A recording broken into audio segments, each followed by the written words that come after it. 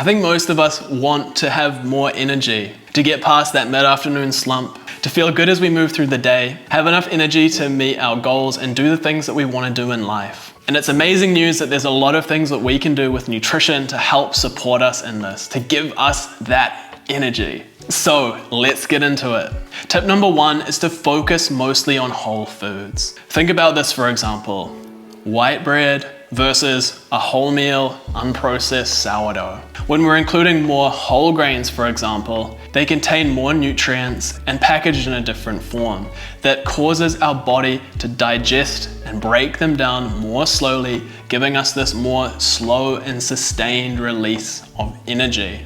When we're having something like white bread or processed food, a lot of the processing has done that breaking down for us. When we eat it, it gives us a quick release of energy, but then dips down and we might be left feeling tired or sluggish. And while having foods like this can be great if you're an athlete going out in the world and you need that energy, for most of us who want sustained energy throughout the day, we're focusing on including more unprocessed foods. It's going to help us to balance our energy throughout the day. And related to this as well is just making sure that we're nourishing our body and actually eating enough. Because another cause of low energy might be if we're restricting ourselves too much and we're not giving ourselves enough food to give us the energy that we need. And if this sounds like you, it can be really helpful to work with someone who can help you to create a healthy relationship with food. There's many amazing health professionals and nutritionists out there. And even if you maybe are wanting to lose weight,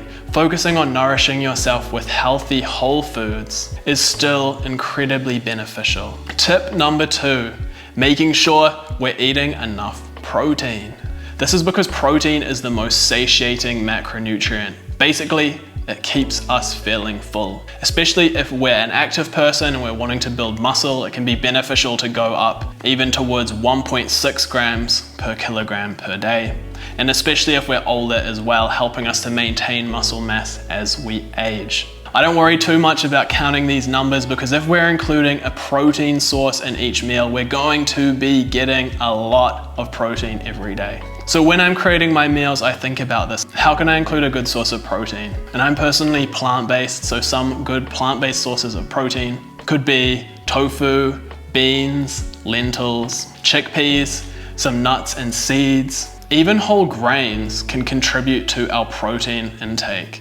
For example, oats are actually quite a good source of protein. Imagine having some oats for breakfast, a couple of tablespoons of hemp seeds, maybe some high protein soy milk, some berries. You've easily got yourself 20 to 30 grams of protein right there for breakfast. And that's gonna help keep you feeling full and energized for many hours to come. Tip number 3, don't neglect hydration. Many of us might actually be dehydrated. And dehydration can lead to fatigue and lack of energy. So making sure you're drinking enough water throughout the day is really important. Water is the best. Herbal teas are another option. If you're in winter, you could even do a little bit of warm veggie broth. But also a point to note, if we're constantly drinking water and we're constantly peeing, we're not actually absorbing that water and it's not hydrating us. So find that balance. Drinking enough, but not too much. And that will support your energy throughout the day. So tip number 4 is to bring some mindfulness to our meals. If we're constantly running around stressed, eating without paying attention, we might not be chewing our food properly, and our digestion begins in the mouth with amylase, breaking down carbohydrates before our food even enters our esophagus and down into our stomach. And if we're swallowing big chunks of food, it's not necessarily going to be digested properly either. This can lead to gas and bloating and generally just not feeling our best. I definitely notice this myself, and I'll be the first to admit that I do it as well. Life happens and we're often busy, but I do notice as well when I take the time to slow down, enjoy my food. I'd recommend sitting down, maybe taking a few deep breaths, helping to calm our nervous system. Taking a moment to maybe smell your food, appreciate the colors, the tastes, the textures, allowing our body to digest it properly so we can absorb the nutrition that we need, digest it properly, and get those nutrients we need to have good energy. And tip number 5 is to focus on some brain foods. If we're feeling a bit of brain fog, lack of clarity, not able to focus super well, it's really helpful to know that some certain foods are really beneficial for our brain health, and they may help us to improve our energy and focus. Things like berries, dark leafy greens, dark chocolate or cacao are rich in plant compounds called polyphenols that are great for our brain health, our brain function, and may help us to improve energy and focus. A great way to have these foods is a smoothie with berries, dark leafy greens, or